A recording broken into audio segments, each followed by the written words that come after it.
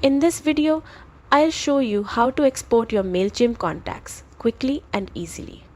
Whether you want to back up or need to move data, the process is simple. First, log into your Mailchimp account and head to the Audience tab from the main dashboard.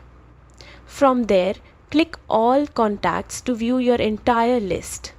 If you manage multiple audiences, make sure you select the right one from the drop-down before exporting. Once you're in the correct list, click the Manage Contacts menu or the More Options button and select Export Audience. Mailchimp will then prepare a file of your contacts. When it's ready, you'll receive an email with a download link, but you can also download it directly from your account. The file usually comes as a zip with a CSV inside, making it easy to import into other tools or save as a backup. And that's it, you've successfully exported your Mailchimp contacts.